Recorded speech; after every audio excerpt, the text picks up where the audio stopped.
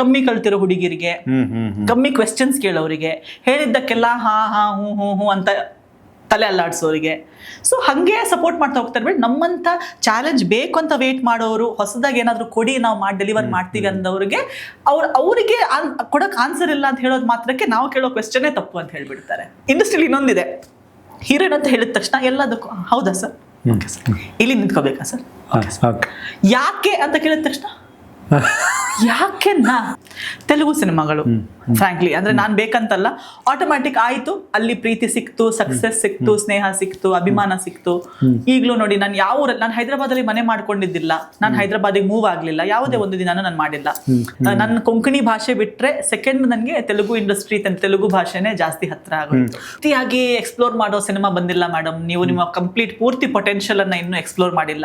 ನನ್ಗೂ ಗೊತ್ತಿದೆ, ಡ್ರಾಮಾಸ್ ಟೈಮಿಂದ್ಲೂ, ಗಂಡಸರು ಹೆಣ್ಣ ವೇಷ ಹಾಕೋ ಟೈಮಿಂದ್ಲೂ ಹೆಣ್ಮಕ್ಳ ಪಾತ್ರ ಬರೀ ಗ್ಲಾಮರ್ದೇ ಇತ್ತು. ಹೆಣ್ಮಗು ಪಾತ್ರ ಡ್ರಾಮಾದಲ್ಲಿ ಇರೋದಂದ್ರೂ ವಯ್ಯಾರ ಹಿಂಗ್ ಇಟ್ಕೊಂಡು ಮಾತಾಡೋದು, ಅದು ಆಗಲ್ಲ ಬಿಡಿ, ಅದು ಬೇಕಾಗಿಲ್ಲ ಅದೆಲ್ಲ. ಅವಳು ಬರೀ ಬೇಕಿರೋದು ನಮ್ಗೆ 2 ಸಾಂಗ್ಸ್ಗೆ, ಅಲ್ಲಿ ಇಲ್ಲಿ ಸ್ವಲ್ಪ ತೋರ್ಸಕ್ಕೆ, ಗ್ಲಾಮರ್ ತೋರ್ಸಕ್ಕೆ ಸಾಕು. ಅವಳಿಗೆ ಅಪ್ಪಮ್ಮ ಇದಾರೆ ಇಲ್ವಾ ಅಂತ ಯಾರಿಗ್ ಬೇಕು? ಅಂದ್ರೆ ನೆಕ್ಸ್ಟ್ ನಿಮ್ಮ ಹತ್ರ ಬರೋರು, ಮೇಡಮ್ ನೀವು ಮಾಡಿ ಸಿನಿಮಾ ಸಖತ್ತಿತ್ತು ಅಂದ್ರೆ ನಿಮ್ಗೆ ಖುಷಿ ಆಗುತ್ತೆ, ಸುಂದರವಾಗಿದ್ರೆ ಅಂದ್ರೆ ಖುಷಿ ನನಗೆ. ನೀವ್ ನೋಡಿದ್ರಾ ನಿಜವಾಗ್ಲೂ? ಅದೇ ಹೌದು ಮ್ಯಾಮ್ ನೋಡಿದ್ದೆ. ಯಾವ ಸೀನ್ ನಿಮ್ಗೆ ಇಷ್ಟ ಆಯ್ತು? ಅವ್ರು ಹೇಳ್ತಾರಲ್ಲ, ನೀವು ಹಂಗ್ ಕೇಳ್ಬಿಟ್ಟು ಸಿಗಾಕೊಂಡ್ಬಿಡ್ತಾರೆ. ಬಟ್ ಲಕ್ಕಿಲಿ ಇವಾಗ ಸಿಗೋರು ಮ್ಯಾಕ್ಸಿಮಮ್ ಜನ ನನ್ ಯಾವ್ದಾದ್ರು ಒಂದ್ ಸಿನಿಮಾ ನೋಡಿರ್ತಾರೆ, ನೋಡ್ಬಿಟ್ಟು ಈ ಸಿನಿಮಾದಲ್ಲಿ ನಿಮ್ದು ಆ ರೋಲ್ ನಂಗೆ ತುಂಬಾ ಇಷ್ಟ ಆಯ್ತು ಅಂತಾರೆ, ನಾನು ಮುನ್ನೆನೆ ನೋಡಿದೆ ಅಂತಾರೆ. ಅವಾಗ ತುಂಬಾ ಖುಷಿ ಅನ್ಸುತ್ತೆ. ಮೇಡಮ್ ಇಲ್ಲೂ ಎಷ್ಟು ಸಿನಿಮಾಗಳಾಯ್ತು ಕನ್ನಡ ಸೇರಿ? ಅಬೌವ್ 40 ಪ್ಲಸ್ ಅಂದ್ರೆ ಆಲ್ಮೋಸ್ಟ್ 12 years ಅಲ್ಲಿ. ಹೌದು ಅಲ್ವಾ? ಅಂದ್ರೆ ಆಯ್ತಲ್ಲ, ಆಲ್ಮೋಸ್ಟ್ ವರ್ಷಕ್ಕೆ 3 ಸಿನಿಮಾ ಅಂತೂ ಮಿನಿಮಮ್ ಆಗಿದೆ. ಅಂದ್ರೆ ಮಿನಿಮಮ್ ಹೇಳ್ತಾರದು ನಾನು, ಅಲ್ವಾ? ಬಟ್ ತುಂಬಾ ಹತ್ರ ಆಗಿದ್ದು ಯಾವ ಭಾಷೆ ಸಿನಿಮಾಗಳು ನಿಮಗೆ? ತೆಲುಗು ಸಿನಿಮಾಗಳು ಫ್ರಾಂಕ್ಲಿ ಅಂದ್ರೆ ನಾನ್ ಬೇಕಂತಲ್ಲ, ಆಟೋಮ್ಯಾಟಿಕ್ ಆಯ್ತು, ಅಲ್ಲಿ ಪ್ರೀತಿ ಸಿಕ್ತು, ಸಕ್ಸಸ್ ಸಿಕ್ತು, ಸ್ನೇಹ ಸಿಕ್ತು, ಅಭಿಮಾನ ಸಿಕ್ತು. ಈಗ್ಲೂ ನೋಡಿ ನಾನು ಹೈದರಾಬಾದ್ ಅಲ್ಲಿ ಮನೆ ಮಾಡ್ಕೊಂಡಿದ್ದಿಲ್ಲ, ನಾನು ಹೈದರಾಬಾದಿಗೆ ಮೂವ್ ಆಗ್ಲಿಲ್ಲ, ಯಾವುದೇ ಒಂದು ದಿನಾನು ನಾನು ಮಾಡಿಲ್ಲ. ಸಿನಿಮಾ ಬಂದಾಗ್ಲೇ ಹೋಗ್ತೀನಿ, ಶೂಟಿಂಗ್ ಮಾಡಿ ವಾಪಸ್ ಬರ್ತೀನಿ, ಮತ್ತೆ ನಾನು ಕಾಣಿಸ್ಕೊಳ್ಳೋದು ಇಲ್ಲ. ಬಟ್ ಹಂಗಿದ್ರೂ ಹುಡುಕಿ ನನ್ನ ಹತ್ರ ಟಚ್ ಅಲ್ಲಿ ಇಟ್ಟು ಸಿನಿಮಾಗಳಿಗೆ ಕರೆಸಿ ಅಷ್ಟು ರೆಸ್ಪೆಕ್ಟ್ ಕೊಟ್ಟು ಅವರು ಕೊಡ್ತಾ ಹೋದ್ರು ಸಿನಿಮಾಗಳು.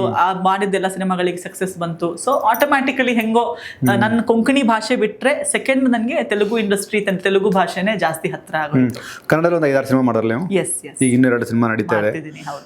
ಬಟ್ ನನಗೆ ಅಂದ್ರೆ ಇನ್ ಟರ್ಮ್ಸ್ ಆಫ್, ನಾನು ಒಬ್ಬ ಸಿನಿಮಾ ನೋಡುಗನಾಗಿ ನಾನು ಈ ಪ್ರಶ್ನೆ ಕೇಳ್ತೀನಿ. ನೀವು ಸುಂದರವಾಗಿದ್ದೀರಾ, ಓಕೆ, ಹೌದು. ಬಟ್ ನಿಮ್ಮ ಆ್ಯಕ್ಟಿಂಗನ್ನು ತುಂಬ ಅಥೆಂಟಿಕ್ ಆಗಿ ಅದನ್ನು ಬಳಸ್ಕೊಳ್ದೇನೆ ಬರೀ ಗ್ಲಾಮರ್ ಪಾಯಿಂಟಲ್ಲೇ ನಿಮ್ಮನ್ನು ಸಿನಿಮಾದಲ್ಲಿ ತೋರಿಸ್ತಾರೆ. ಈ ಪ್ರಶ್ನೆ ನಿಮಗೆ ಬರಲೇ ಅಲ್ವಾ? ಬರುತ್ತೆ. ತುಂಬಾ ಜನ ಈಗ ತೆಲುಗಲ್ಲೂ ಹೇಳ್ತಾರೆ, ನಿನ್ನ ಪೂರ್ತಿಯಾಗಿ ಎಕ್ಸ್ಪ್ಲೋರ್ ಮಾಡೋ ಸಿನಿಮಾ ಬಂದಿಲ್ಲ ಮೇಡಮ್, ನೀವು ನಿಮ್ಮ ಕಂಪ್ಲೀಟ್ ಪೂರ್ತಿ ಪೊಟೆನ್ಶಿಯಲ್ ಅನ್ನ ಇನ್ನೂ ಎಕ್ಸ್ಪ್ಲೋರ್ ಮಾಡಿಲ್ಲ.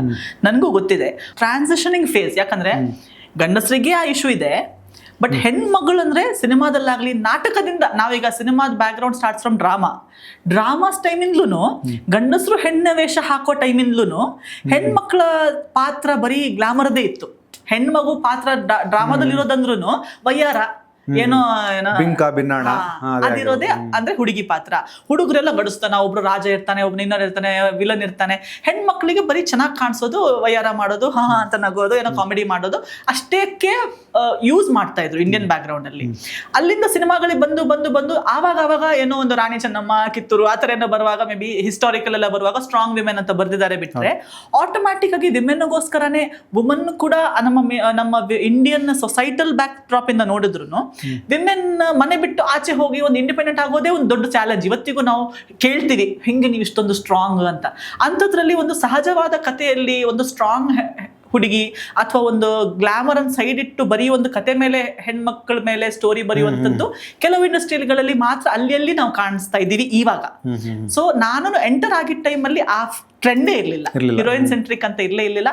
ಹೀರೋಯಿನ್ ಸೆಂಟ್ರಿಕ್ ಇದ್ರೇನು ಏನೋ ಅರುಂಧತಿ ಟೈಪ್ ರಾಣಿ ಇರಬೇಕು ಅಥವಾ ದೇವತೆ ಇರಬೇಕು, ಬಿಟ್ರೆ ಒಂದು ಮಾಮೂಲು ಹುಡುಗಿಯಾಗಿ ಎಕ್ಸ್ಟ್ರಾರ್ಡಿನರಿ ಕತೆ ಹೆಣ್ಮಕ್ಳ ಬಗ್ಗೆ ಯಾರು ಬರೀತಿರ್ಲಿಲ್ಲ. ಇವಾಗ ಮಲಯಾಳಂ ಅಲ್ಲಿ, ತೆಲುಗಲ್ಲಿ ಆವಾಗ ಮೇ ಬಿ ದಾಟ್ಸ್ ವೈ ತೆಲುಗಲ್ಲಿ ನಂಗೆ ಜಾಸ್ತಿ ಕೆಲಸ. ಏನಕ್ಕಂದ್ರೆ ತೆಲುಗಲ್ಲಿ ಸ್ಟ್ರಾಂಗ್ ವಿಮೆನ್ ರೋಲ್ಸ್ ಬರಿತಾ ಇದ್ದಾರೆ ಸ್ವಲ್ಪನಾದ್ರು.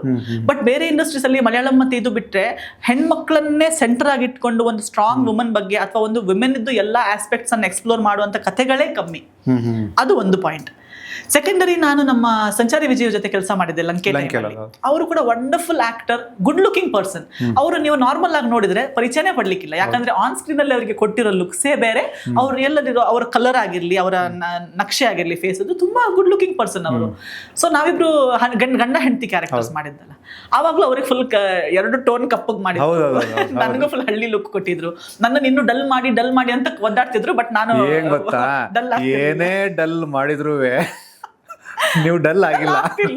ಸೊ ಅವ್ರು ಅದೇ ಹೇಳೋದು, ಯಾಕ್ರೋ ಡಲ್ ಮಾಡ್ತೀರಾ ಅವ್ರನ್ನ, ಅವ್ರಿಗೆ ಸಾಫ್ಟ್ ಆಗಿ ಮಾತಾಡೋದಲ್ಲ, ಅದಾಗಲ್ಲ. ಮತ್ತೆ ಅವರಿಗೆ ಇದು ಮುಸ್ಟಾಚ್ ಗಮ್ ಹಾಕಿ ಅಂಟಿಸಿದ್ರು, ಹಿಂಗ್ ಇಟ್ಕೊಂಡು ಮಾತಾಡೋದು, ಅದು ಆಗಲ್ಲ ಬಿಡಿ, ಅದು ಆಮೇಲೆ ನನ್ಗೆ ಹೇಳೋದು, ಇಂಡಸ್ಟ್ರಿಲಿ ಏನೇನಾಗ್ಬಿಟ್ಟಿದೆ ಅಂದ್ರೆ ಗುಡ್ ಲುಕಿಂಗ್ ಪೀಪಲ್ಗೆ ಆಕ್ಟಿಂಗ್ ಬರ್ಬೇಕಾಗಿಲ್ಲ, ಆಕ್ಟಿಂಗ್ ಬಂದವರಿಗೆ ಗುಡ್ ಲುಕಿಂಗ್ ಇರ್ಬೇಕಾಗಿಲ್ಲ, ಎರಡೂ ಇರೋರನ್ನ ಆಕ್ಸೆಪ್ಟ್ ಮಾಡ್ಲಿಕ್ಕೆ ಆಗ್ತಾ ಇಲ್ಲ ಇಂಡಸ್ಟ್ರಿಗೆ ಅಂತ ಅವರೇ ಹೇಳ್ತಿದ್ರು. ಈಗ ನೋಡಿ, ನಾನು ಹಿಂಗಿದ್ದೀನಿ, ನಾನು ಮಾಡೋ ಪ್ರತಿ ಸಿನಿಮಾದಲ್ಲಿ ನೋಡಿದ್ರೆ ನೀವು ಏನಾದ್ರೂ ಒಂದು ಎಕ್ಸ್ಟ್ರಾ ಫಿಟ್ಟಿಂಗ್, ಒಂದೇ ಹುಚ್ಚ ಅಥವಾ ಕಪ್ಪು ಅಥವಾ ಪುವರ್, ಬಟ್ ಒಂದು ನಾರ್ಮಲ್ ಆಗಿ ಅವರ ನಿಜವಾಗ್ಲೂ ಕಾಣಿಸಿರೋ ರೀತಿಯಲ್ಲಿ ಅವ್ರಿಗೆ ಪಾತ್ರಗಳು ಸಿಗ್ಲಿಲ್ಲ. ಸೊ ಆವಾಗ ನಾನು ರೆಸನೇಟ್ ಮಾಡ್ಕೊಂಡೆ. ನಾನು ಪ್ರೀವಿಯಸ್ಲಿ ಕೆಲವು ಇಂಟರ್ವ್ಯೂಸ್ ನೋಡಿದ್ದೆ with Shabana Azmi ma'am and Smita Patel ಅವರು, ನಾನಾ ಪಟೇಕರ್ ಅವರು, ಇವರೆಲ್ಲ ಐ ಥಿಂಕ್ NSD ಅಲ್ಲಿ ಒಂದು ಬ್ಯಾಚ್ ಜೊತೆ ಕಲ್ತವರು. ಮತ್ತೆ ಇವರ ಓಂ ಪುರಿ ಅವರು, ಅವರೆಲ್ಲ ಹೇಳೋದು, ಎಸ್, ಅವರೆಲ್ಲದು ಒಂದು ಡಿಸ್ಕಷನ್ ಅಂತೆ. ನಾವೆಲ್ಲ ನೋಡ್ಲಿಕ್ಕೆ ಅಷ್ಟೊಂದು ಗ್ಲಾಮರ್ ಇಲ್ಲಲ್ಲ, ನಮ್ಗೆ ಹುಚ್ಚರು ಅನ್ಸ್ಬೋದಲ್ಲ ಇವರೆಲ್ಲ, ನಾವು ಈ ಮುಖಗಳು ಇಟ್ಕೊಂಡು ಬಾಲಿವುಡ್ ಅಲ್ಲಿ ಹೊರಟಿದ್ದೀವಿ, ನಮ್ಗೆ ಯಾರು ತಗೋಬಹುದು ಸಿನಿಮಾದಲ್ಲಿ ಅಂತ. ಬಟ್ ಅದೇ ಕೆಲವು ವರ್ಷಗಳ ನಂತರ ಅವ್ರು ಸಕ್ಸಸ್ಫುಲ್ ಆಕ್ಟರ್ಸ್ ಆದ್ರು. ಬಟ್ ಅವ್ರು ಮಾಡಿರೋ ಎಲ್ಲಾ ಸಿನಿಮಾಗಳನ್ನ ಆರ್ಟ್ ಸಿನಿಮಾ ಅಂತ ಕರೀತಿದ್ರು. ಅದಕ್ಕೆ ಯಾವತ್ತು ಕಮರ್ಷಿಯಲ್ ಸಿನಿಮಾದಲ್ಲಿ ತಗೊಂಡೇ ಇಲ್ಲ.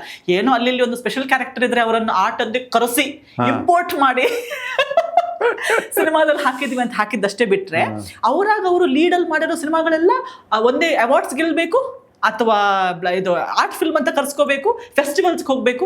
ಕಮರ್ಷಿಯಲ್ ಅನ್ನೋ ಸಿನಿಮಾ ಕಮರ್ಷಿಯಲ್ಲೇ, ಅಲ್ಲಿ ಹೆಣ್ಮಕ್ಳು ಬರೀ ಬೆಳ್ಳಗಿರ್ಬೇಕು, ಸ್ಲಿಮ್ ಆಗಿರ್ಬೇಕು, ನೋಡಕ್ ಚೆನ್ನಾಗಿರ್ಬೇಕು ಅಷ್ಟೇ ಬಿಟ್ಟು ನಟನೆ ಬರ್ಬೇಕನ್ನೋ ಕ್ರೈಟೀರಿಯಾ ಕಮರ್ಷಿಯಲ್ ಫಿಲ್ಮ್ಸ್ ಅಲ್ಲಿ ಇರ್ಲಿಲ್ಲ. ಇವಾಗ ಬಂದ್ಬಿಟ್ಟು ಆ ಲೈನ್ ಸ್ವಲ್ಪ ಇದಾಗಿ ಕಮರ್ಷಿಯಲ್ ಅಂಡ್ ಆರ್ಟ್ಸ್ ಎರಡೂ ಮಿಕ್ಸ್ ಆಗಿ ಒಂದು ನಡೀತಾ ಇದೆ. ಸೊ ಅವ್ರಿಗೆ ಆ ಥರ ಆವಾಗ ಫೀಲ್ ಆಗ್ತಿತ್ತಂದ್ರೆ, ಸೊ ಅವರು ಕೂಡ ಹೇಳ್ತಿದ್ರಂತೆ, ನಾವು ಚೆನ್ನಾಗಿಲ್ವಲ್ಲ, ನಾವು ನಟನೆ ಚೆನ್ನಾಗಿ ಮಾಡೋಣ. ಸೊ ನೋಡ್ಲಿಕ್ಕೆ ಫಸ್ಟ್ ಆಫ್ ಆಲ್ ನೋಡ್ಲಿಕ್ಕೆ ಚೆನ್ನಾಗಿಲ್ಲ ಯಾರು? Nana Patekar is a good looking man, Om Puri was a good looking man. Flaws ಇರ್ಬೋದು, but flaws are also beauty. ಆ ಫ್ಲಾ ಇರೋ ಬ್ಯೂಟಿ ಕ್ಯಾಮರಾದಲ್ಲಿ ಕಾಣಿಸುತ್ತೆ, ಆಡಿಯನ್ಸಿಗೆ ಕಾಣಿಸುತ್ತೆ, ಲಕ್ಷಣ ಇದೆ ಅವ್ರ ಫೇಸಲ್ಲಿ, ಒಂದು ಆಕ್ಟರಿಗೆ ಬೇಕಾಗಿರೋ ಲಕ್ಷಣಗಳಿವೆ. ಬ್ಯೂಟಿ ಇವರು ಹೇಳಿದ ಬ್ಯೂಟಿ ಇಲ್ಲ, ಈಗ ಅದು ಫೇರ್, ಟಾಲ್, 6 ಪ್ಯಾಕ್ ಇವೆಲ್ಲ ಇಲ್ಲದೆ ಇರ್ಬೋದು, ಬಟ್ ಆ ಪಾತ್ರಕ್ಕೆ ಬೇಕಿರೋ ಅಂದ ಅವರಲ್ಲಿ ಇತ್ತು. ಬಟ್ ಆ ಟೈಮಲ್ಲಿ ಇದ್ದ ಮೈಂಡ್ ಸೆಟ್ಗೆ ಅದು ಸೆಟ್ ಆಗಿರ್ಲಿಲ್ಲ. ಸೊ ಇವತ್ತಿಗೂ ಸೇಮ್ ಅವ್ರಿಗೆ ಹೆಂಗಾಗ್ಬಿಟ್ಟಿದೆ ಅಂದ್ರೆ, ನೀವು ನೋಡ್ಲಿಕ್ಕೆ ಚೆನ್ನಾಗಿದ್ದೀರಲ್ಲ ಮ್ಯಾಮ್, ನಿಮ್ಗೆ ಯಾಕೆ ಬೇಕು ಆಕ್ಟಿಂಗ್ ಎಲ್ಲ, ಯಾಕೆ ಕಷ್ಟಪಡ್ಬೇಕು, ನಿಮ್ಗೆ ಬಂದು ನಿಂತ್ಕೊಳ್ಳಿ ನೀವು ಸಾಕು. ಅಲ್ಲ, ಫ್ರೇಮ್ ಎಲ್ಲ ಇಟ್ರು ನೀವು ಸಗದ ಕಾಣಿಸ್ತೀರಾ ಅಷ್ಟೇ ಹೇಳೋದವ್ರು. ನೀವು ನಾನೀಗ ಕೇಳಿದ್ರೆ ನನ್ನ ಪಾತ್ರ ಏನು, ನನ್ನ ಡೈಲಾಗ್, ನೀವು ಮಾತಾಡ್ಲು ಬೇಕಾ ಮೇಡಮ್? ಬೇಕಾಗಿಲ್ಲ, ನೀವು ಬನ್ನಿ. ಸೊ ನಾನು ಫಸ್ಟ್ 2-3 ಸಿನಿಮಾ ಮಾಡುವಾಗ ಓಕೆ, ತುಂಬಾ ಯಂಗ್ ಏಜ್, ಆ ಸೋ ಕಾಲ್ಡ್ ಟಿಪಿಕಲ್ ಹೀರೋಯಿನ್ ಮಾಡಕ್ ಇಷ್ಟಪಟ್ಟೆ, ಟೈಮ್ ಪಾಸ್ ತರ ಒಳ್ಳೆ ಫೀಲ್ ಆಯ್ತು. ಕಂಫರ್ಟ್ ಝೋನ್ ಅಲ್ಲಿ ಏನ್ ಮಾಡಕ್ಕಿಲ್ಲ, ಚೆನ್ನಾಗಿ ಡ್ರೆಸ್ ಹಾಕೋದು, ಹೋಗಿ ನಿಂತ್ಕೊಳ್ಳೋದು, ಸ್ಮೈಲ್ ಕೊಡೋದು, ಇಲ್ಲಿ ನೋಡಿ ಸ್ಮೈಲ್ ಮಾಡಿ, ಅಲ್ಲಿ ನೋಡಿ ಸ್ಮೈಲ್ ಮಾಡಿ, ನಾಚಿಗೆ ಪಡಿ, ಹೀರೋ ನೋಡ್ತಾರೆ, ಡಾನ್ಸ್ ಮಾಡಿ, ಓಕೆ. ಬಟ್ ಆಮೇಲೆ ಅಂದ್ಕೊಂಡು ಇದೇ ತರ ನಾನು 10-15 ಸಿನಿಮಾ ಮಾಡ್ಬೇಕಾ, ಬೇರೆ ಏನಾದರೂ ಟ್ರೈ ಮಾಡ್ಬೋದಲ್ವಾ? ನಾನು ಕಲ್ತವಳು, ಟ್ರೈನ್ಡ್ ಆರ್ಟಿಸ್ಟ್, ಎಜುಕೇಟೆಡ್, ಅದೆಲ್ಲ ಇದ್ದು ನನ್ನ ನಾಲೆಜ್, ನನ್ನ ಸಿನಿಮಾಗಳಲ್ಲಿ, ನನ್ನ ಸಿನಿಮಾ ಥ್ರೂ ನಾನು ಜನರ ಹತ್ರ ಮಾತಾಡಬೇಕು with the subjects that I choose. Who M I? ನಾನು 10ರಲ್ಲಿ 11 ಇನ್ನೊಂದು ಹೀರೋಯಿನ್ ಅಲ್ಲ. ನನ್ನಲ್ಲೂ ಬೇರೆ ಥಿಂಗ್ಸ್ ಇದೆ, ಸಮಾಜ ಹತ್ರ ಮಾತಾಡೋಕ್ಕೆ ಅಥವಾ ನನ್ನ ಆರ್ಟ್ ಥ್ರೂ ಜನರ ಹತ್ರ ಕಮ್ಯುನಿಕೇಟ್ ಮಾಡೋಕ್ಕೆ ತುಂಬ ಥಿಂಗ್ಸ್ ಇದೆ. ಅದು ನಾನು ಮಾಡೋ ಚಾಯ್ಸಸ್ ಅಲ್ಲಿ ನಂಗೆ ಮಾಡ್ಲಿಕ್ಕೆ ಆಗುತ್ತೆ ಅಂತ ಹೇಳುವಾಗ ನಾನು ನನ್ನ ಸ್ಟ್ಯಾಂಡ್ ತಗೊಳ್ಳೋಕೆ ಶುರು ಮಾಡಿದೆ. ಆವಾಗ ಎಲ್ಲರೂ ಇವರೊಂದು ಇಂಡಸ್ಟ್ರಿಲಿ ಇನ್ನೊಂದಿದೆ, ಹೀರೋಯಿನ್ ಅಂತ ಹೇಳಿದ ತಕ್ಷಣ ಎಲ್ಲದಕ್ಕೂ ಹೌದಾ ಸರ್, ಓಕೆ ಸರ್, ಇಲ್ಲಿ ನಿಂತ್ಕೋಬೇಕಾ ಸರ್, ಯಾಕೆ ಅಂತ ಕೇಳಿದ ತಕ್ಷಣ ಯಾಕೆ ನೀವು ತುಂಬಾ ಕ್ವೆಶ್ಚನ್ಸ್ ಕೇಳ್ತೀರಾ ಮ್ಯಾಮ್. ನನ್ನ ರೋಲ್ ಏನ್ ಸರ್? ರೋಲ್ ನಿಮ್ಗೆ ಯಾಕೆ ಮೇಡಮ್ ರೋಲ್? ನೀವು ಸಿನಿಮಾದಲ್ಲಿ ಹೀರೋಯಿನ್ ಸಾಕು, ಅಲ್ಲ ಕ್ಯಾರೆಕ್ಟರ್ ಇರ್ಬೇಕಲ್ಲ ಹೀರೋಯಿನ್ಗೆ. ಹೀರೋಯಿನ್ನೇ ಒಂದು ಕ್ಯಾರೆಕ್ಟರ್, ನೀ ಹೀರೋಯಿನ್ ಅನ್ನೋದೇ ಒಂದು ಕ್ಯಾರೆಕ್ಟರ್ ಅಲ್ಲ. ಹೀರೋಯಿನ್ ರಿಚ್ಚಾ, ಪೂರ, ಮುಂಚೆ ಏನ್ ಮಾಡಿದಾಳೆ, ಏನ್ ಎಜುಕೇಶನ್ ಮಾಡಿ, ನೀವು ಕಾಲೇಜ್ ಗೋಯಿಂಗ್ ಹುಡುಗಿ, okay, what college, what am I studying ಅಲ್ವಾ? ಈಗ ನಾನು ಆರ್ಟ್ಸ್ ಸ್ಟೂಡೆಂಟ್ ಆದ್ರೆ ನನ್ನ ಬಿಹೇವಿಯರ್, ನನ್ನ ಥಾಟ್ ಪ್ರಾಸೆಸ್ ಒಂಥರ ಇರುತ್ತೆ. ಒಂದು ಕ್ಯಾರೆಕ್ಟರ್ ಆರ್ಕ್ ಅಂತ ಬೇಕಲ್ಲ. ನೀವು ಡೀಟೇಲಿಂಗ್ ಕೇಳ್ತಾ ಇದ್ದೀರಾ, ಡೀಟೇಲಿಂಗ್ ಅವ್ರು ಹೇಳಲ್ಲ, ಅವ್ರಿಗೆ ಗೊತ್ತಿಲ್ಲ. ಅವರು ಹೀರೋಯಿನ್ಗೆ ಅಷ್ಟೊಂದು ಥಾಟ್ ಹಾಕ್ಲಿಲ್ಲ. ಒಂದು ಹೀರೋಯಿನ್ಗೆ ಅಪ್ಪ ಅಮ್ಮ ಅವರೆಲ್ಲ, ಕೆಲವರಿಗೆ ಅಪ್ಪ ಅಮ್ಮನೂ ಇರಲ್ಲ ನೀವು ನೋಡಿದ್ರೆ ಕಥೆಯಲ್ಲಿ. ಹೀರೋಯಿನ್ ಟಕ್ ಅಂತ ಬಂದ್ಬಿಟ್ಲಿ, ಎಲ್ಲಿಂದ ಬಂದಂತೆ ಗೊತ್ತಿಲ್ಲ. ಬೇಕಾಗಿಲ್ಲ ಅದೆಲ್ಲ. ಅವಳು ಬರೀ ಬೇಕಿರೋದು ನಮ್ಗೆ 2 ಸಾಂಗ್ಸ್ಗೆ, ಅಲ್ಲಿ ಇಲ್ಲಿ ಸ್ವಲ್ಪ ತೋರ್ಸಕ್ಕೆ, ಗ್ಲಾಮರ್ ತೋರ್ಸಕ್ಕೆ ಸಾಕು. ಅವಳಿಗೆ ಅಪ್ಪ ಅಮ್ಮ ಇದಾರೆ ಇಲ್ವಾ ಅಂತ ಯಾರಿಗೆ ಬೇಕು? ಬಟ್ ನಾನ್ ಹೇಳೋದು ಅದು ನಂಗೆ ಬೇಕಲ್ಲ, ನನ್ಗೆ ಗೊತ್ತಿರ್ಬೇಕು ನನ್ನ ಅಪ್ಪ ಸತ್ತೋಗಿದಾರ, ಅಬ್ರಾಡ್ ಅಲ್ಲಿ ಇದ್ದಾರ, ನನ್ನ ಬಿಹೇವಿಯರ್ ಅಲ್ಲಿ ಅದು ಕಾಣಿಸ್ಬೇಕಲ್ವಾ, from where I am coming. Exactly. ಆಮೇಲೆ ಅವ್ರು ಥಿಂಕ್ ಮಾಡ್ತಾರೆ ಈ ಹುಡುಗಿ ಹತ್ರ ಕೆಲಸ ಮಾಡ್ಲಿಕ್ಕೆ ತುಂಬಾ ಕಷ್ಟ ಆಗುತ್ತೆ. ಆಮೇಲೆ ಇಂಡಸ್ಟ್ರಿಲಿ ಶುರು ಮಾಡ್ತಾರೆ, ಅವಳು ತುಂಬಾ ಕ್ವೆಶ್ಚನ್ ಕೇಳ್ತಾರೆ, ಸರ್ ಕೆಲಸ ಮಾಡಕ್ ತುಂಬಾ ಕಷ್ಟ ಅವಳ ಹತ್ರ. ತಲೆ ಬೇರೆ ಇದೆ ಅವಳಿಗೆ, ಎಲ್ಲದಕ್ಕೂ ಕ್ವೆಶ್ಚನ್ ಕೇಳ್ತಾಳೆ.